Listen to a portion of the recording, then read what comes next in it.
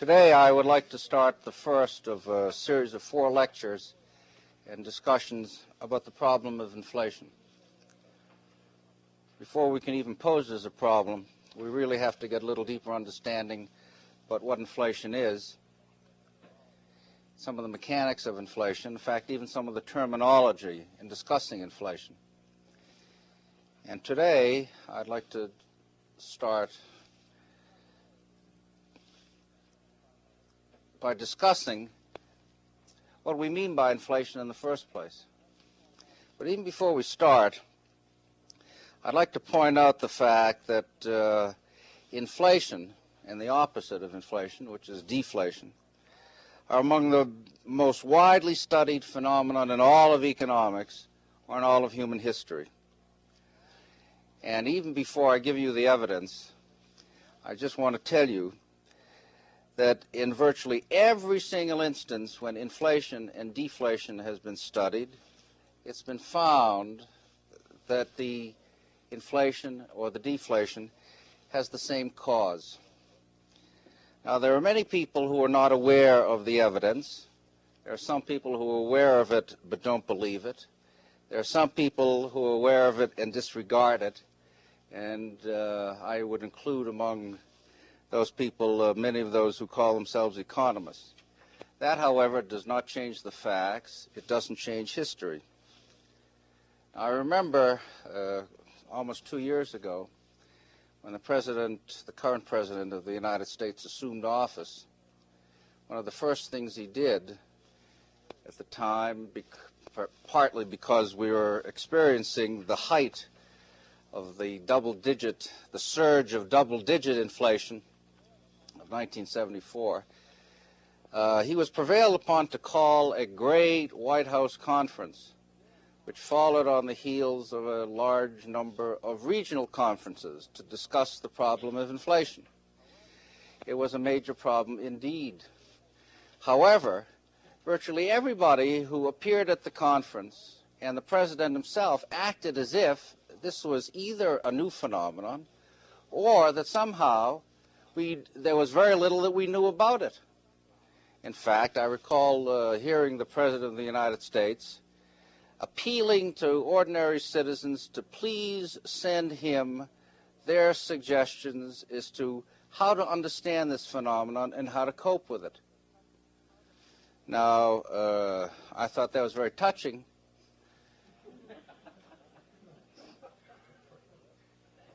And I could understand the sense of desperation that the leader of a country might feel at the time when the consumer price index was rising 15% on an annual basis. But to act as if we somehow had to reinvent the wheel suggests that we're doomed to repeat the mistakes of the past. It also suggests that something is wrong because we have not learned from the past, or something is wrong because we refuse to take seriously the evidence about the sources of inflation. Today, as the discussion proceeds, I will give you some of the evidence. But before I do, I want to get some terminology straight. Now, there are several major ways that people look at inflation. Now, first, there are several ways that people use the term inflation. First, by inflation, some people generally mean a situation when there's any increase in the average of prices. Inflation is an increase in the average of prices. On the other hand, deflation is a decrease in the average of prices. That is perhaps the most popular and the most widely used definition of inflation or deflation. That is the definition that I will use. Now, you can have inflation when many prices are rising and many prices are falling. And typically, except when there's a period of large-scale inflation, even though the average of prices is rising, there may be some prices falling. So we're concerned with an average. It's a complicated statistical procedure as to how the average is calculated, because there are tens of thousands of different kinds of goods and services that are produced in the country. And clearly, there are some goods that are more important than others. So you just wouldn't want to take a simple average of all the goods. And how different goods are given different weights, and how the data is collected, etc., is a technically complicated and exacting set of considerations that we really can't get into today. Maybe later on I can tell you a little bit about it. Now, most of the time when we talk about inflation, or when an individual considers inflation, even granted the inevitable myopia that each one of us has, he's thinking about the average price that he pays for the goods and services that he typically buys. And that is perhaps what most people mean. Now, from the standpoint of an economy such as the United States that has over 200 million people, you really can't go around asking 200 million people how they feel about whether prices are rising or falling, particularly since many of us may not be able to make the correct scientific judgment. So that this task is typically delegated to the Bureau of Labor Statistics that calculates the Consumer Price Index. So most of the time when we're talking about inflation, we'll be talking about the Consumer Price Index. There are many other kinds of price indices which cover different baskets of goods or bundles of goods, but we can't get into them.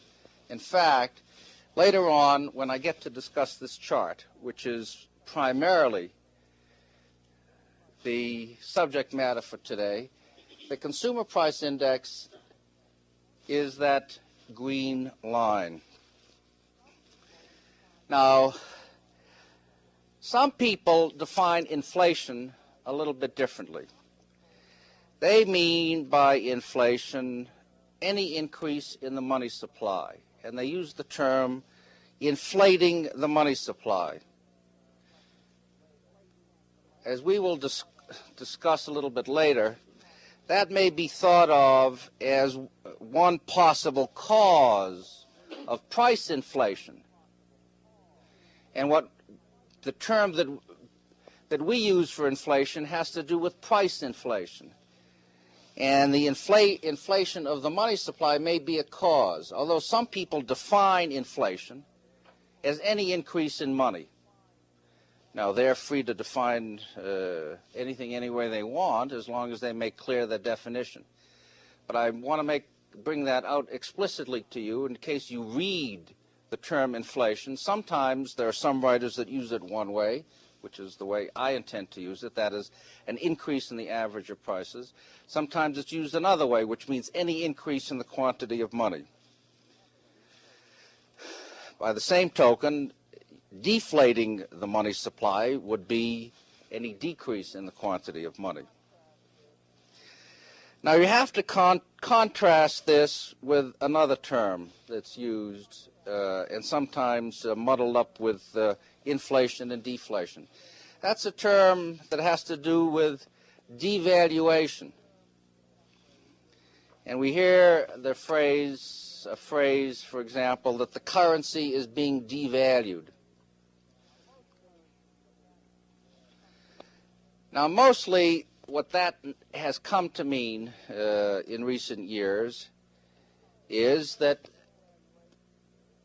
the term devaluation refers to the foreign exchange value of a dollar. That is, if you want to know, how many dollars do I have to give up to buy a pound? Or how many dollars do I have to give up to buy 100 marks, or 100 francs, or 10,000 lira? Now, when you talk about the price of one currency in terms of another currency, that's what we mean by the foreign exchange value of a unit of money. If we say that a pound is now $1.75, that means you have to give up $1.75 to get 1 British pound. When we say that a currency is devalued in the foreign exchange sense, it means that you have to give up more of your money to get the same number of units of the foreigner's money. So if we think about the dollar being devalued vis-a-vis, say, the mark, if it starts out that the German mark is 40 cents, it means that for 100, it means that if you want to, that for 40 cents you can buy 1 German mark. If the dollar is devalued, it means that you have to pay more to get the same number of marks. The price of the mark in terms of the dollar might go from 40 cents to 50 cents. So that the same number of your dollars gets you fewer German pieces of paper. Just as the counterpart from inflation would be that the same number of your dollars gets you fewer things at the supermarket. Well, a foreign exchange devaluation is not necessarily the same as saying that we get fewer foreign goods, because once you get the marks, you would have to use the marks to buy goods inside Germany. And there's a missing part of the connection, which is what has happened to the prices of goods inside Germany. Now, very often you can have a devaluation precisely because of a change in prices inside a foreign country. So maybe your dollar will buy the same number of foreign goods. It may be, it may not be. So that remains to be seen. But in any event, that's the sense in which the term devaluation is now come to be typically used, in the foreign exchange sense. Now, the opposite of devaluation, that term is appreciation. We've seen an example of that in recent years. When we say that the British pound went from $2.40 to $2.20 to $2 to $1.70, that meant that Americans had to give up fewer dollars in order to get a British pound. So that the foreign exchange value of the dollar vis-a-vis the pound went up. So the dollar appreciated relative to the pound. If you're an Englishman, you would say that the pound was devalued relative to the dollar. That's the opposite side of the coin. And it's got to be the opposite side of the coin. Now, you have to distinguish in discussing inflation between what happens to the average of prices and what happens to individual prices. Now, inflation is not an increase in selected prices or individual prices. And in fact, one of the most disconcerting things about most of the discussion of inflation is that it is typically in terms of individual prices. That is, the price of steel went up, or the price of soybeans went up. Now, that may be part of the inflation process, but as I'll show you a little more clearly later on, that is not the reason for general inflation. There may be good and sufficient reason why the price of steel went up, or the price of soybeans went up. But that is not the same as a change in the average of all prices. Now, in one sense, you can think of inflation as a monetary phenomenon. And part of that is a question of definition. That's because one way to think about the value of each piece of money you have is in terms of what each dollar can be exchanged for. So that one way of thinking about the price level is really a measure of the value of your money. So if prices rise on average, it means that the same number of dollars can buy fewer goods. That means that each dollar is worth less. It means that you have to use more dollars to buy the same market basket. Or, on the other side, if prices fall, it means that each dollar is worth more. So that one way of thinking about inflation in terms of monetary phenomena is purely a definitional one. That is, changes in the price level reflect changes in the value of money.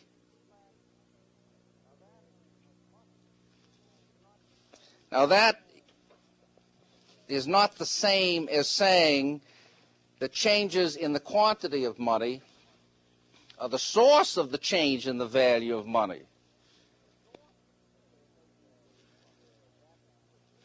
But there may be that explicit connection. In fact, it's suggested by the fact that the inflation and deflation is a measure of a change in the value of money. Now, there's another sense in which inflation is a monetary phenomenon.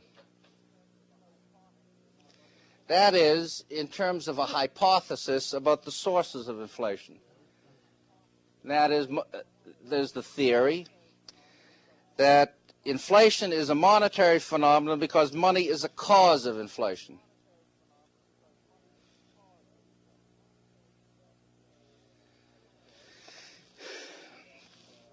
And I would say that this is perhaps the oldest theory as to the sources of inflation. It's the oldest set of concerns about inflation. And one way to think about it is in terms of a change in the quantity of money relative to a change in the quantity of goods or output. And this theory says that you get a change in the price level when there's a change in the quantity of money, which we'll call M, relative to the change in output. And that the crucial factors to look at are those two. And that in one sense, we get a change in the price level when there's a change in the relative quantities of the two of them.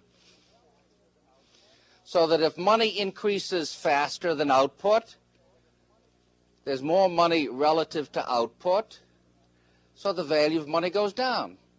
And in that sense, it may be no different than a change, than there being an increase in the amount of the output of corn relative to, say, wheat. Then the price of corn would go down. The difference with money is that it's very pervasive, because money is exchanged for everything else. So we'd see all prices rising, and we'll describe some of the mechanisms later. On the other hand, if we have an increase in output, but no change in the quantity of money, that's one way on the basis of this kind of view that would say we'd have deflation. There's more output relative to money, so prices go down. So each unit of money can be exchanged for more goods. Now, one way that some of these considerations has been put together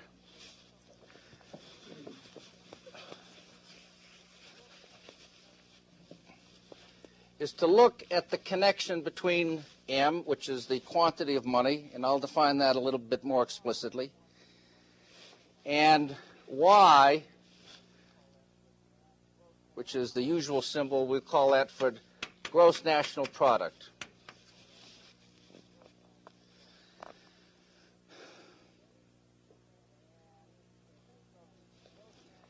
And you can think of the gross national product in terms of the current value of the gross national product, where the gross national product is defined as the market value of everything produced in the country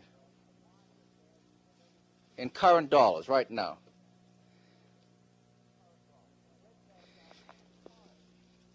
And you can break that down into two parts. That is, the one is output, and the other is prices.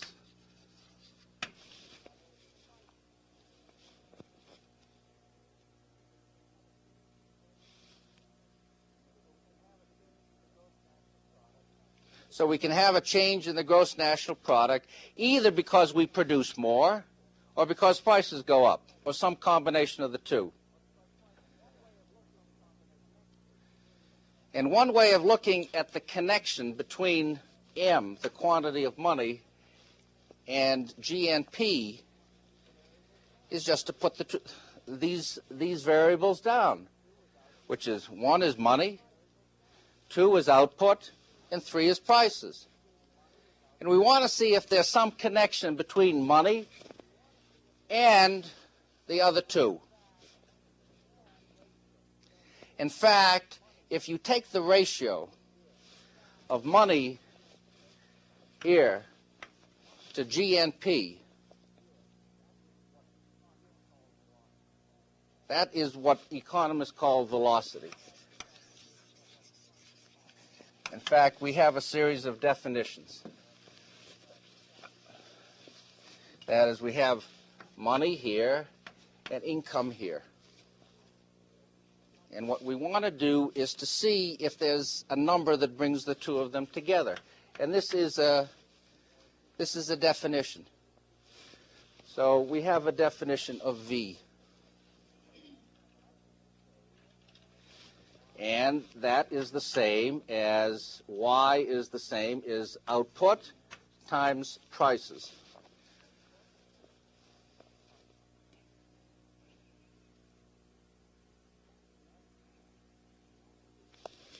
And what we want to do is we want to see if we can get an easier way of thinking about the connection between money and prices.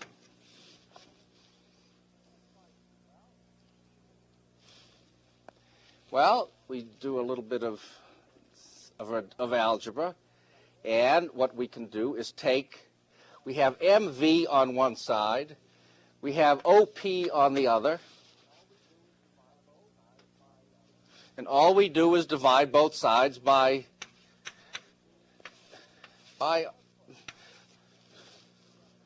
output.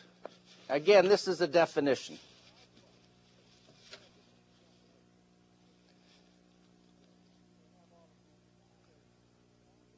So we have all of these variables. And what we have is the quantity of money. In fact, I'll separate these a little bit. We have the quantity of money, and we have output times velocity is equal to prices.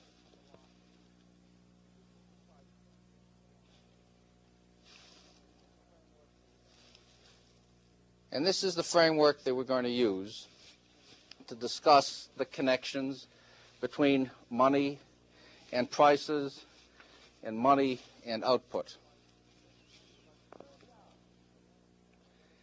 Because it turns out that if this number called velocity is stable, or if you can predict it, if you know what that number is, that's a very powerful thing. It's powerful because the quantity of money, it turns out, is under the control of the society, or it ought to be. That is, we can control what the quantity of money is. And if you can control the quantity of money, and you know what velocity is, that tells you what the value, what gross national product is. Or from a scientific point of view, if you have information about the quantity of money, you can predict GNP. That's a powerful thing. Now, it turns out that in the United States, for at least the past 15 years, using one of the two major definitions of money, that this concept of velocity, this measure of the relationship between money on the one hand and GNP on the other, that has been virtually a constant. And the magic number is 2.36. That is using the M2 measure of money.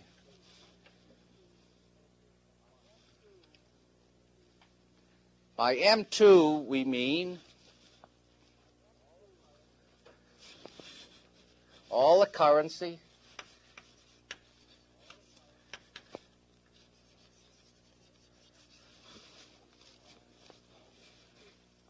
that people have, all the paper money and coin that you carry around with you, plus all bank deposits.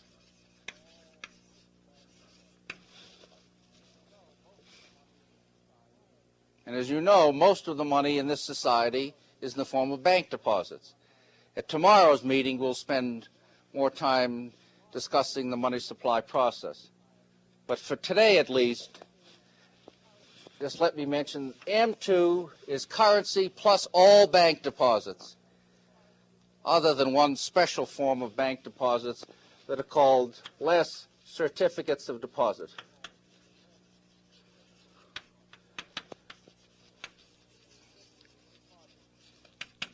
And a certificate of deposit is an IOU of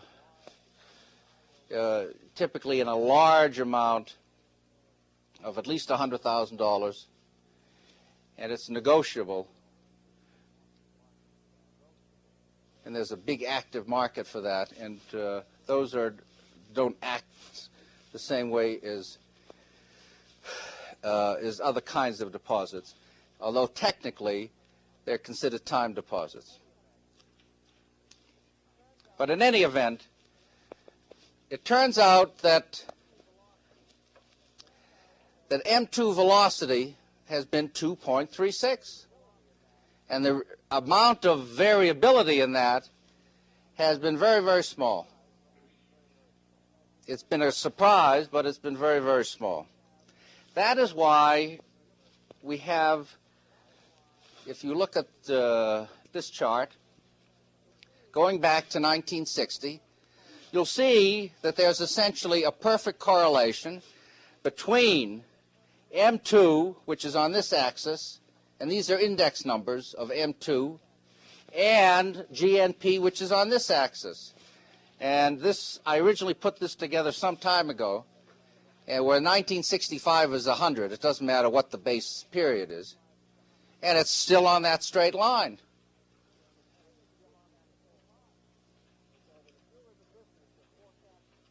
So that if you're in the business of forecasting GNP, and it's a pretty good business, during this period, if you had had information about M2, it would have been very easy for you to crank up your GNP forecast, and you would have had by far the best forecast of anybody in the business. The amount of error that you would have is very small indeed. Now, this is not only true using annual figures, it's also been true using quarterly figures, quarterly seasonally adjusted figures. And that's surprising, especially in view of the fact that there are all kinds of statistical problems, as you know, with seasonal adjustments and whatnot. I have the Federal Reserve chart book here with some of those quarterly numbers that I'd be glad to show you. And you can see that even on a quarterly basis, the amount of variability is very small indeed. Well, if it's true, and it is true for M2, that velocity is essentially a constant, and it has been close to a constant, let's see what falls out of these considerations. And I'll leave that 2.36 on the board to impress you. Again, we start out with M divided by O times V is equal to P, where P is an index of prices. If velocity is a constant, then it means that if you have a change in the ratio of M divided by O, that it will be identically equal to the change in the price index. So if we had a situation where the quantity of money doubled and the volume of output stayed the same, prices would double. That's a piece of simple arithmetic. So what we have over here in this chart is really a restatement of what I had just said, which is that velocity is virtually a constant. What we have in the green line is the level of the consumer price index in the United States on an annual basis going back to 1960. What we have for the red line is the ratio of money to real GNP, to output, M over O. And as you can see, there's virtually a perfect correlation. And the same has been true over the past 3 or 4 years of very wild, both high and erratic rates of inflation.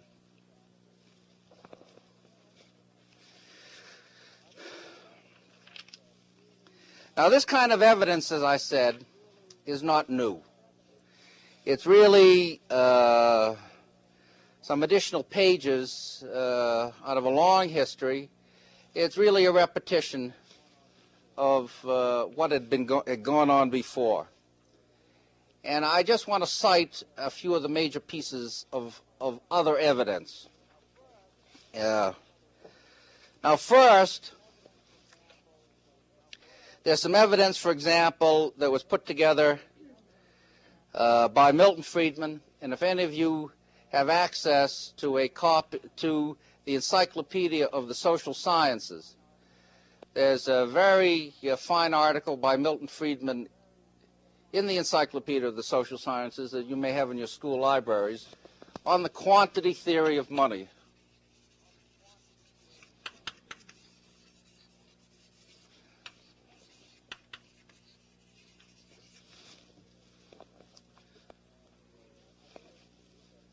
And I would urge you to read that at some time, and particularly to look at a chart that's in that article.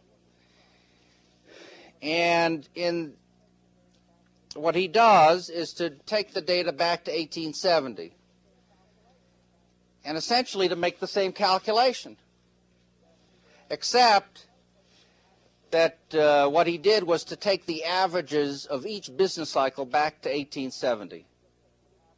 And it turns out that if you just take the average of each business cycle and you push it that far back, that again, the change in the price index in the United States, or the price level in the United States, follows closely on the heels of what happens to the ratio of money to output. And this covers periods of both substantial deflation, and the latter part of the 19th century is as you know, we had substantial and continuous deflation. We've had periods of mild inflation. We've had periods of price stability, although not very long, and et cetera. And one cycle after the other, and one period after the other, the same ratio holds.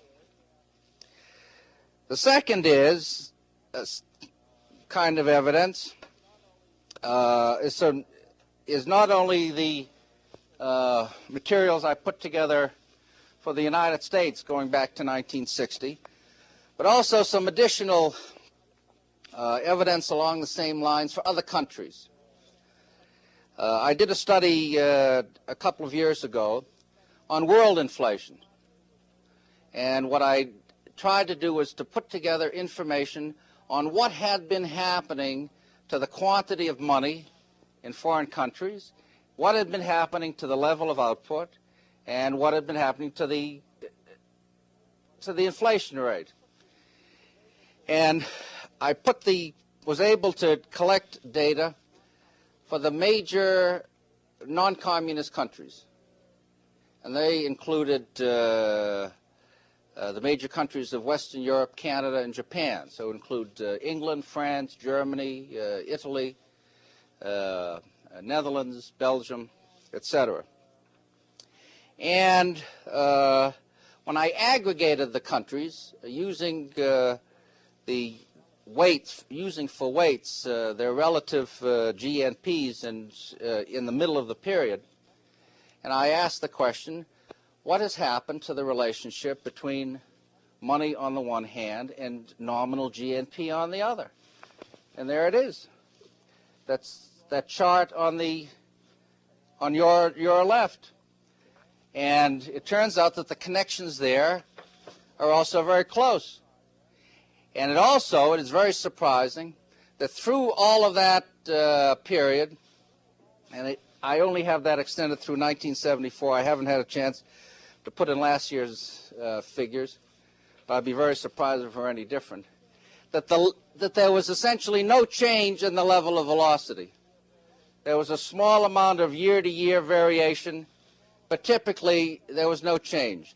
So that by 1973, for example, the velocity was exactly the same as it had been in 1960.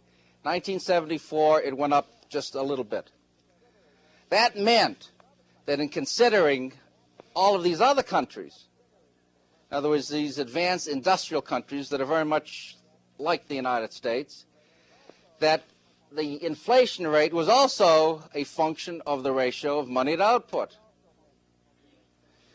Let me also mention that there was a fascinating survey that was conducted several years ago by Anna Schwartz, who's at the National Bureau of Economic Research and who co-authored with Milton Friedman the monumental Monetary History of the United States.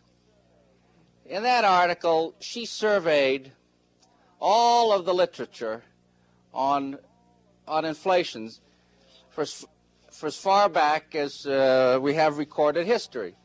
And for inflation, it reaches as far back as Hammurabi, would you believe?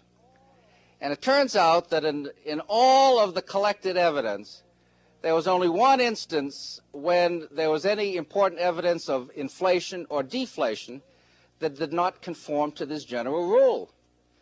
And that was appeared to have taken place somewhat more than 400 years ago in England during the reign of King Henry VIII. And among the dastardly things that King Henry did was to debase the currency, which has been a favorite trick of many rulers, even before our own.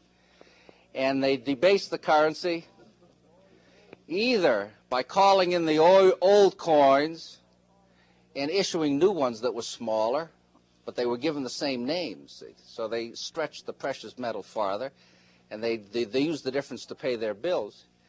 Or they would try, by even the term debase meant that they would try to take base metal, which would largely be lead, and mix it in with the gold. Well, King Henry recoined, and he put out smaller coins, so that in effect, that had the effect of increasing the nominal quantity of money inside England. And as far as scholars have been able to ascertain, the official prices, or the price index, did not go up. That's been surprising. Now, maybe he had found a secret that has been lost since that time. But since his daughter, Queen Elizabeth I, that is, took the throne of England, there has been no important exception to the rule. The rule is, again, that you have inflation when the quantity of money increases relative to output. You have deflation when the opposite takes place, when the quantity of money declines relative to output. You have general price stability when the quantity of money relative to output stays the same. So that in a period of general economic growth, it would mean that if the quantity of money increases just about the same rate as output, prices are stable. If money increases faster than output, prices rise. If money increases more slowly than output, prices fall. And we've had lots of experience with all three of them in our own history. Now, these are some of the reasons that I conclude that the connections between money and inflation and deflation have been studied and restudied. In fact, most of the great economists of history have repeated the same exercise, including even Adam Smith. And one of the things that Adam Smith did in the Wealth of Nations was to try to construct an index of prices inside England. And he didn't have the vast statistical resources of the Bureau of Labor Statistics, but he didn't do a bad job of collecting figures on the prices of grain and of bread, or corn, as they would call it in England, back hundreds of years. And he was interested in part in studying the effects of the Spanish plunder of the treasure of the New World, which was brought into Spain, which fueled a long period of inflation in Europe. And it was Smith who was very canny about understanding the connection between the fact that the Spanish essentially brought all this new money to Europe. It only stayed in Spain temporarily, and it fed out through the rest of Europe, and it produced an inflation that lasted a very long time. Now, if you want an example of an interesting historical example of just the opposite, during the Black Death, a large part of the population of Western Europe died. During that time, most of the money consisted of precious metals. So when the people died, the precious metals still remained. Well, when the producers died, what happened to output? Output fell. Output fell, but the quantity of money remained the same. So M over O went up. So the periods in the 13th and the 14th centuries that were characterized by the Black Death were also periods of substantial secular inflation. Secular meaning long period, a long period drift of inflation. And that the Black Death did it.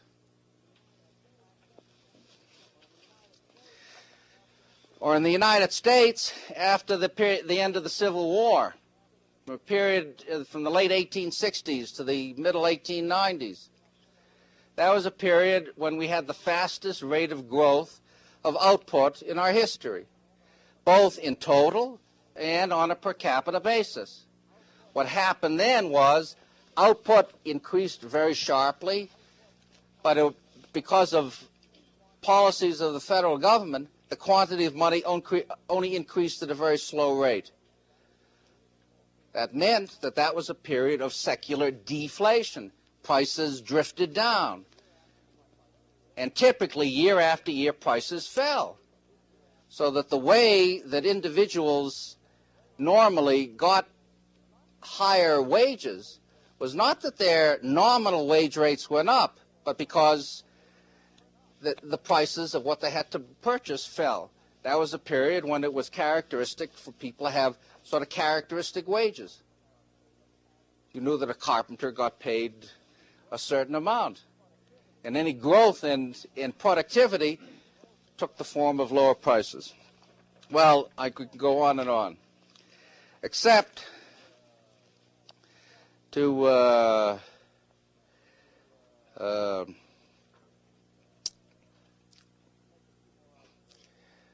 make a few more observations.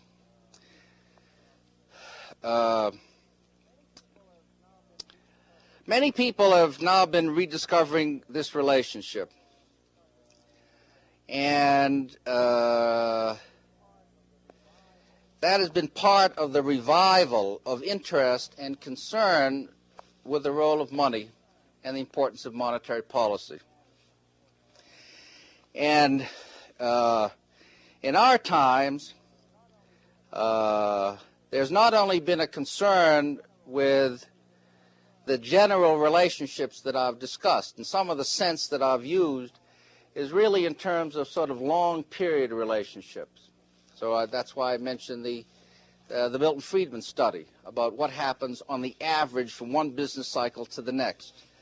The data I have here are annual data. And traditionally,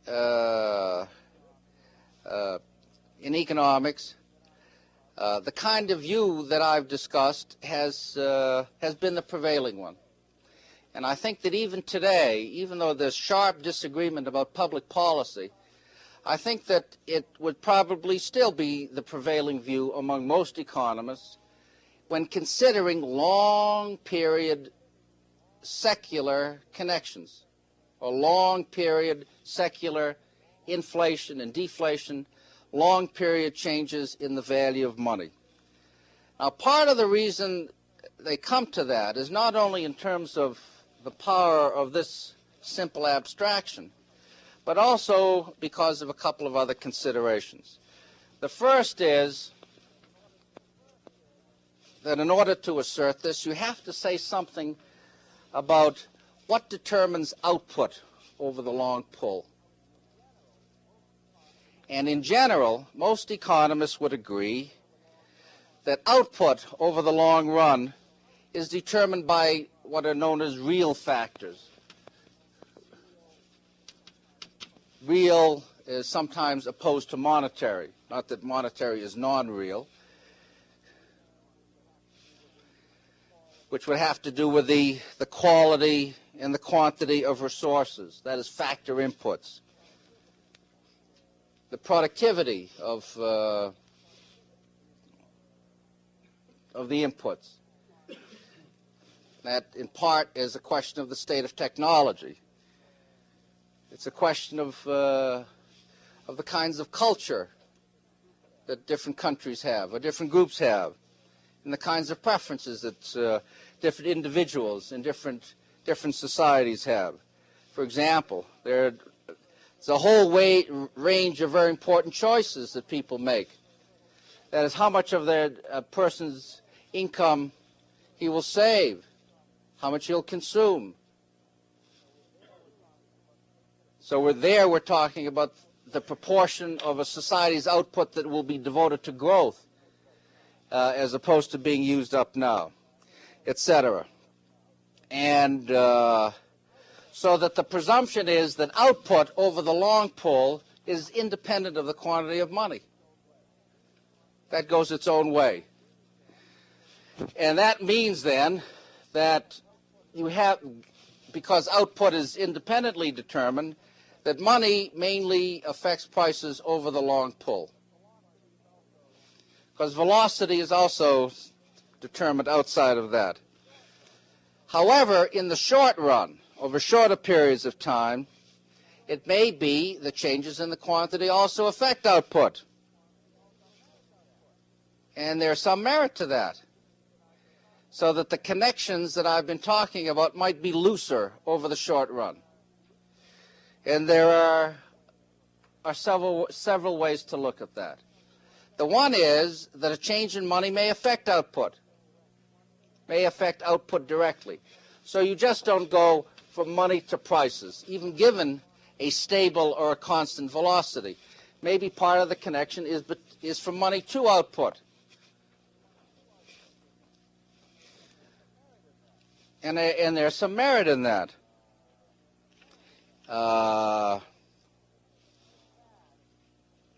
In fact, one of the great problems in this kind of view, and it's the same as sort of a deficiency of alternative views of macroeconomic phenomena, is this.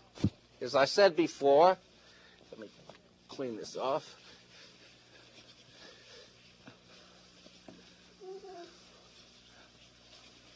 I'm going to put 2.36 back up here.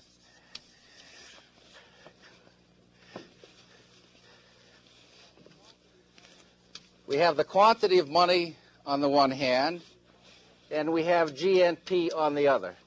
And we have velocity to bring the two together.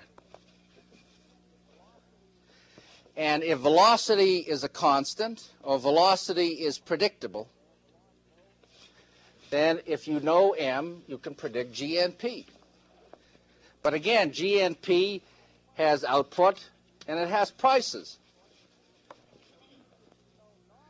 So even if you know nominal GNP, you may not know how a change in nominal GNP will be divided between output and prices. And unfortunately, there's no good theory of that. And the sort of point of view, or the analysis that I've been using, which is largely called the quantity theory of money,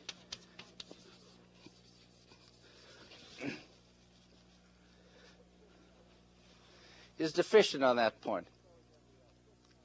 But so is every other. Now, that does not mean to say that because we don't have an excellent theory, that we're completely ignorant. There are certain things in general that we do know. And one of them is this, that if we have a situation where we have close to full employment, whatever that is, and don't press me and ask me what it is because I don't know what it is. Neither does anybody else know what it is. But whatever it is, if we are at a situation where we're close to using the full capacity of the economy, that means that output can't increase very much. So it would follow from that, if you had an increase in the quantity of money, then we're going to get a change in prices. And for a good part of recent experience, we've been close to that. So for a good part of recent experience, information about the quantity of money would give you rather good predictions about what would happen to the price level. So it's not completely empty. The second is that is a recognition of something else. And that is that it seems as if in many markets, when there's a change in the quantity of money, which leads to a change in aggregate demand or total spending, that in some markets we get a change in output first before we get a change in prices second.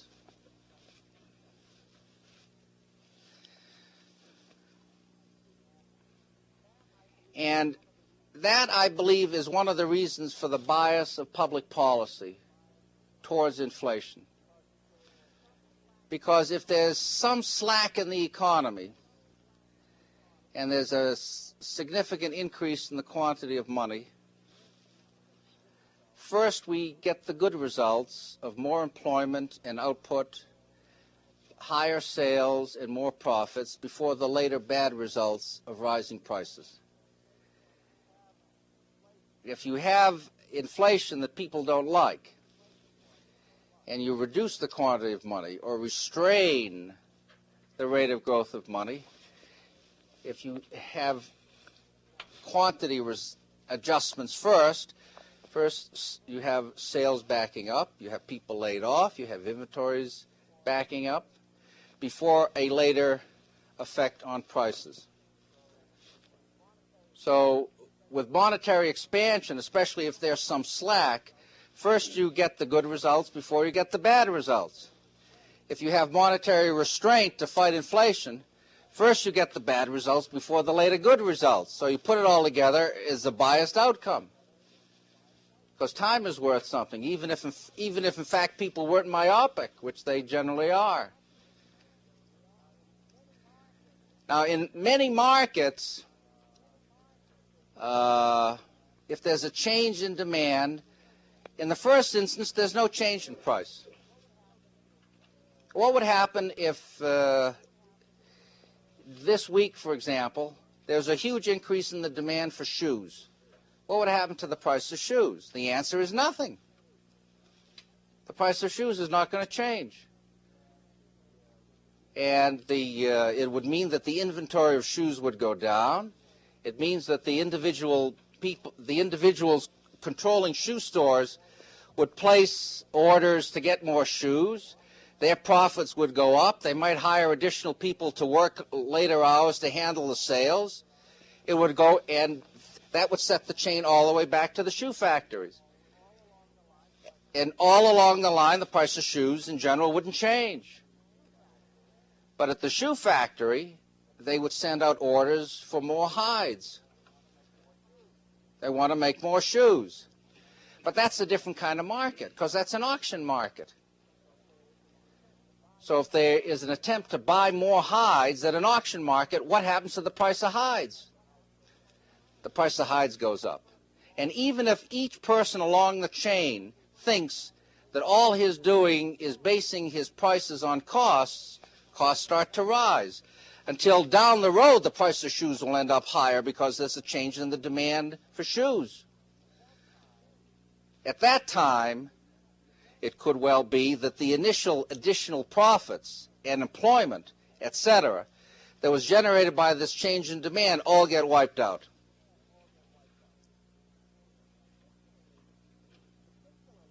This is particularly true because individuals do not perceive, and they cannot perceive, the fact that a change in the demand for their labor or their products or their services is the result of a general phenomenon resulting from a change in the quantity of money.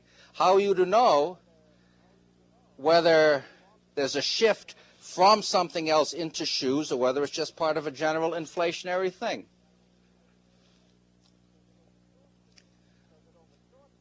So that over short periods of time, again, the connections are shorter, and you can get a direct relationship between money and output before a later change in prices. There are other connections that I'll get into in more detail later on, particularly the relationship between money and prices and employment and unemployment, which will be the last lecture, and that connection to wage rates. But we'll hold that off till later. I want to close this part of